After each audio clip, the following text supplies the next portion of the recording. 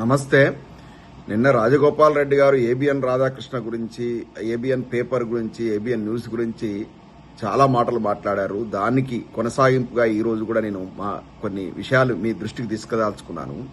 నిన్న Venkatakrishna ABN news లో మాట్లాడుతూ రేవంత్ రెడ్డి గారు లేకపోతే కాంగ్రెస్ పార్టీ లేదు, కాంగ్రెస్ పార్టీ అంటేనే రేవంత్ రెడ్డి, ఇవాళ మొత్తం చిక్కి శిథిలమైనటువంటి కాంగ్రెస్ పార్టీకి ప్రాణం పూసింది రేవంత్ రెడ్డి గారు అంటూ రేవంత్ రెడ్డి గారిని అమాంతం ఎత్తుకున్నాడు. పచ్చి అబద్దాలను చెబుతూ అసలు ప్రజలను మభ్యపెట్టడం లోపల వీళ్లకు వెన్నతో పెట్టిన విద్య. రేవంత్ రెడ్డి గారు పీసీసీ అధ్యక్షుడు అయిన తర్వాత 2 ఉప ఎన్నికలైనాయి. ఒకటి హుజురాబాద్ ఉప ఎన్నిక, మరొకటి మునుగోడు ఉప ఎన్నిక. హుజురాబాద్ ఉప ఎన్నికల్లో ఇప్పుడు ఎమ్మెల్సీ బల్మూరు వెంకట్ అప్పుడు కాంగ్రెస్ పార్టీ అభ్యర్థి, అతనికి వచ్చిన ఓట్లు 3000 ఓట్లు. ఒక కార్పొరేటర్ కూడా అంత తక్కువ ఓట్లు రావు. మొత్తం ఎమ్మెల్యే నిలబడ్డ వ్యక్తికి వచ్చినటువంటి ఓట్లు 3000 ఓట్లు. అది పీసీసీ అధ్యక్షులుగా రేవంత్ రెడ్డి గారి సారథ్యంలో జరిగినటువంటి మొదటి ఉప ఎన్నిక. దాని గురించి ఏబిఎన్ రాధాకృష్ణ గారు, ఏబిఎన్ న్యూస్ గాని, ఏబిఎన్ న్యూస్ పేపర్ గాని వివరణ ఇవ్వదు. ఎందుకు ఇంత ఫెయిల్యూర్ పీసీసీ అధ్యక్షులు కదా రేవంత్ రెడ్డి గారని దాని గురించి మాట్లాడరు. ఆ తర్వాత మునుగోడు ఉప ఎన్నిక, ఇక ఆడి వేరు ఏడిసిర్రు తుడిసిర్రు, మామూలుగా మా దగ్గర కూడా అసైన్మెంట్ ఇస్తే మేము కూడా అప్పుడు ఎన్ఆర్ఐ సెల్ నుంచి డబ్బులు ఇక్కడి నుంచి కూడా మేము కొంత ఫండింగ్ చేసేసి ఉప ఎన్నిక లోపల మేము కూడా ఉపయోగపడ్డాం. అది పాల్వాయి స్రవంతి గారికి కూడా తెలుసు ఆ విషయం. వారిని అడిగితే చెప్తారు మేము ఎంత కష్టపడ్డాం అనేది. అందరం కలిసి కష్టపడితే ఈ పీసీసీ అధ్యక్షులు, అప్పటి పీసీసీ అధ్యక్షులు రేవంత్ రెడ్డి గారి ఆధ్వర్యంలో కష్టపడితే డిపాజిట్ రాలేదు. అట్టర్ ఫ్లాప్ కాలేదా రేవంత్ రెడ్డి గారు? ఏదో ఆ యొక్క అసెంబ్లీ ఎన్నికల ముందు 2 సార్లు కేసీఆర్ గారి పరిపాలన చూసాం. వీరిచ్చేటువంటి 6 గ్యారెంటీల ఊదరగొట్టుడు, ఢిల్లీ నుంచి సోనియా గాంధీ, ప్రియాంక గాంధీ, రాహుల్ గాంధీ వచ్చేసి ఈయన రేవంత్ రెడ్డి గారు కనపడ్డ దేవుడి మీదలలో ఓట్లేసి, బట్టి విక్రమార్క గారు రేవంత్ రెడ్డి గారు ఏదో గ్యారంటీ కార్డులను రిలీజ్ చేసి వచ్చి మా ప్రభుత్వం రాగానే 100 రోజుల లోపల కేసీఆర్ గారు 10,000 ఇస్తున్నారు కదా ఎకరాకు సంవత్సరానికి కౌలు, రైతు బంధు, మేము వచ్చేసి 12,000 ఇస్తాం, 15,000 ఇస్తాం, కౌలు రైతులకు కూడా ఇస్తాం, అసలుదారులకు ఇస్తాం, కౌలు రైతులకు కూడా ఇస్తాం. మేము కేసీఆర్ గారు 2,000 ఇస్తారు కదా ఆసరా పింఛన్లు, మేము 4,000 చేస్తాం. కేసీఆర్ గారు కళ్యాణ లక్ష్మి 1,00,000 రూపాయలు ఇస్తున్నారు కదా, మేము 1,00,000 రూపాయలకు తోడు మేము తులం బంగారం కూడా ఇస్తాం. ఇలా మేము నిరుద్యోగ యువతకు నెలకు 4,000 నిరుద్యోగ వృత్తిని కల్పిస్తాం. ఈ రకంగా కాలేజీ పిల్లలకు స్కూటీలు ఇస్తాం. ఈ రకంగా ఉన్నాయి లేని అన్ని అభూత కల్పనలు జరపడం వల్ల అప్పుడు బీజేపీ నాయకత్వంలో వచ్చినటువంటి మార్పుల వల్ల కేసీఆర్ గారిని 2 సార్లు చూశాం. ఈ కాంగ్రెస్ వాళ్ళు ఏదో పెద్ద పెద్ద పనులు చేస్తా అంటున్నారని ప్రజలు మీ కాంగ్రెస్ దుర్బుద్ధిని, కాంగ్రెస్ గతంలో చేసినటువంటి నీచ రాజకీయాలను మర్చిపోయి ఒక్కసారి ఓటేసినందుకు ఇవాళ తెలంగాణ ప్రజలు అనుభవిస్తున్నారు. తెలంగాణ రాష్ట్రాన్ని ఏ విధంగా మీరు ఇవాళ దివాలా దించారు, తెలంగాణ రాష్ట్రంలో సంక్షేమ పథకాలు ఏ విధంగా మొత్తం దారి తప్పినాయి, తెలంగాణ రాష్ట్రం ఏ విధంగా మీ కొట్లాటలతో, అంతర్గత కాంగ్రెస్ పార్టీ కొట్లాటలతో ఏ విధంగా సర్వనాశనం అవుతుందన్న విషయాన్ని ఏబిఎన్ రాధాకృష్ణ చర్చించాడు, టీవీ5 సాంబశివరావు చర్చించాడు. ఈ యొక్క పచ్చ మీడియా తెలంగాణ గడ్డ మీద హైదరాబాద్లో ఉంటూ వాళ్ళ యొక్క వ్యాపారాన్ని విస్తరించుకొని ప్రభుత్వం ఇచ్చే యాడ్ల కోసం, కోట్లాది రూపాయల యాడ్ల కోసం, యాడ్స్ రెవెన్యూ కోసం ప్రతిపక్ష నాయకులను తులనాడుతూ, ప్రతిపక్ష నాయకులను తక్కువ చూపిస్తూ, ప్రతిపక్ష నాయకుల యొక్క పోరాట పటిమను అసలు చూపించకుండా కేవలం పొద్దున్న లేస్తే డప్పు కొట్టుకుంటూ రేవంత్ రెడ్డి ఇది, రేవంత్ రెడ్డి గ్రేటు, రేవంత్ రెడ్డి తోపు, రేవంత్ రెడ్డి గారు మరి చేసినట్టు గరాణ మోసాలను మాట్లాడడం వీళ్ళ వల్ల కాదు. ఇది పచ్చ మీడియా. తెలంగాణ గడ్డ మీద హైదరాబాద్లో ఉండి తెలంగాణ జాతికి ద్రోహం చేస్తుంది, తెలంగాణ ప్రాంతానికి ద్రోహం చేస్తున్నటువంటి మీ పచ్చ మీడియాను బొందబెట్టొద్దా?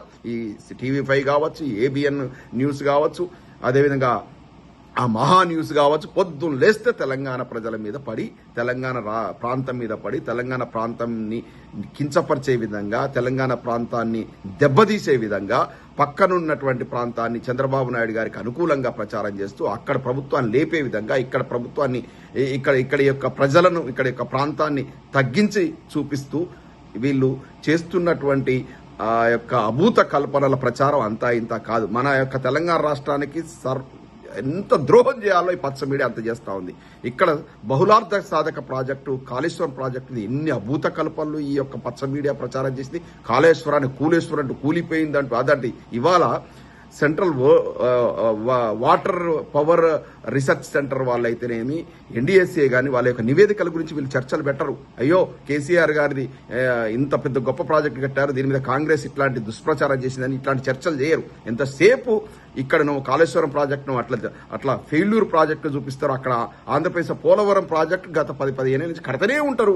అక్కడ ఎన్నిసార్లు కాఫర్ డాములు కొట్టుకపోయారో తెలియదు, అక్కడ ఎన్నిసార్లు ప్రాజెక్టుకు అంతరాయం జరిగిందో తెలియదు. అవి ఒక్కటి కూడా మాట్లాడరు.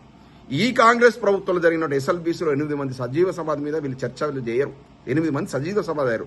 రేవంత్ రెడ్డి గవర్నమెంట్ ఫెయిల్యూర్ లోపల ఇన్ని ఫెయిల్యూర్స్ ఉన్నాయి, వాటి గురించి మాట్లాడరు. పొద్దున్న లేస్తే అంటే కాంగ్రెస్ పార్టీలో ఏదైనా సంక్షేమం వచ్చినా కూడా దానికి పరోక్ష కారణం బీఆర్ఎస్ పార్టీ కేసీఆర్ గారు అని చూపించే ప్రయత్నం చేయడం. ఇక కాంగ్రెస్ పార్టీ కానీ రేవంత్ రెడ్డి గారు కానీ బీజేపీ కానీ ఎప్పుడు ప్రాబ్లంలో ఉన్నా కూడా ఇక మన యొక్క మహాతల్లి మన కవితమ్మ బయటకు వచ్చేసి ప్రెస్ మీట్లు పెడుతుంది. ఈమె ప్రజా సమస్యల మీద పోరాటం చేయదు. తెలంగాణలో జరుగుతున్నటువంటి ఈ యొక్క కాంగ్రెస్ ముదనష్ట పాలన మీద మాట్లాడదు. 6 గ్యారెంటీలు ఏమైనాయని క్వశ్చన్ చేయదు. ప్రజల కోసం కొట్లాడదు. ఎంతసేపు బీజేపీ కాంగ్రెస్ నాయకుల కళ్ళల్లో ఆనందం చూడడం కోసం తనకిచ్చిన అసైన్మెంట్ ఏంటంటే పొద్దున్న లేస్తే ఈ యొక్క బీఆర్ఎస్ పార్టీలో కుంపటి పెట్టడం ఎట్లా. ఈమె బయటికి పోతూ నానా మాటలు మాట్లాడి బీఆర్ఎస్ పార్టీని అదేవిధంగా కేసీఆర్ గారి యొక్క మనసు గాయపరిచే విధంగా నానా మాటలు మాట్లాడిపోయింది. పోయిన తర్వాత ప్రజలు అసహించుకుంటున్నారు.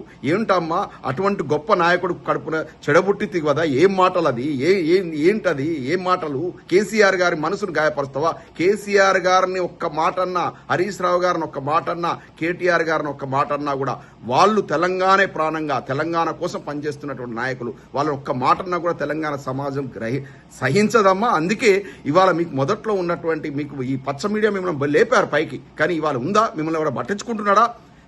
ప్రతిసారి ఇవాళ 22A వివాదంగా సెక్షన్ వివాదంలో చిక్కున్నటువంటి కాంగ్రెస్ పార్టీ ఇవాళ పీకల్లోతు కష్టాల్లో ఉంది. కొండా సురేఖమ్మ వివాదం కావచ్చు, ఇటువంటి వివాదాల పీకల్లోతు కష్టాలు ఉంది కాబట్టి వాటిని డైవర్షన్ చేయాలంటే ఈమె వచ్చేసి ప్రెస్ మీట్ పెట్టాలి. ప్రెస్ మీట్ పెట్టి ఏం మాట్లాడుతుంది? ఒక్కటన ప్రజలకు ఉపయోగపడేటువంటి కార్యక్రమం మాట్లాడుతూ ఉందంట. అదే లేదు.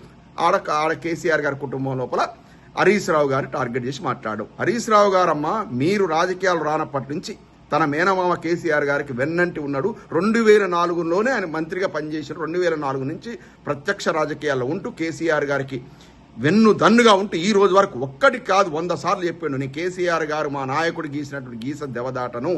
కేసీఆర్ గారు ఏం చెప్తా అది చేస్తా. కేసీఆర్ గారు మంత్రి పదవి ఇవ్వకుండా పోయినసారి సంవత్సరం కాలం ఆపినా కూడా కామ్గానే ఉన్నాడు. ఎందుకంటే కేసీఆర్ గారికి నమ్మిన బంటు కేసీఆర్ గారు శ్రీరామచంద్రుడు అయితే ఆంజనేయ స్వామి లాగా నమ్మిన బంటు లెక్కున్నాడు. ఆయన కేసీఆర్ గారికో బీఆర్ఎస్ పార్టీకో ఆయన వెన్నుపోటు పొడిచే రకంగా మొదటి నుంచి కేసీఆర్ గారి మార్గమే అనేది, కేసీఆర్ గారి సిద్ధాంతం అది. కేసీఆర్ గారితో మీరెవరు రాజకీయాలు లేనప్పుడు కూడా ఆయన వెన్నంటి నడిచిండు. ఈ రోజు వరకు నడుస్తున్నాడు. ఈ రోజు కూడా వరంగల్లో పోయి పాలిటెక్నిక్ విద్యార్థుల కోసం పోరాటం చేస్తాడు. మీరేం పోరాటం చేస్తున్నారమ్మా? ప్రెస్ మీట్లు పెట్టి ఎంతసేపు హరీష్ రావు గారిని పార్టీలో నుంచి పంపించే దానికి మీకు ఇచ్చినటువంటి అసైన్మెంట్, అందుకోసం ప్రయత్నం చేస్తున్నారు. కానీ కేసీఆర్ గారు అర్థం చేసుకున్నారు, కేటీఆర్ గారు అర్థం చేసుకున్నారు, హరీష్ రావు గారు అర్థం చేసుకున్నారు. వాళ్ళు ముగ్గురు కూడా సమన్వయంతో పార్టీని ముందు నడిపిస్తున్నారు. అందుకే ఇవాళ బీఆర్ఎస్ పార్టీ చేస్తున్నటువంటి పోరాటాలకు ప్రజల మద్దతు వస్తూ ఉంది. బీఆర్ఎస్ పార్టీ బ్రహ్మాండంగా సోషల్ మీడియాను చూసి కాంగ్రెస్ వాళ్ళు భయపడిపోతున్నారు.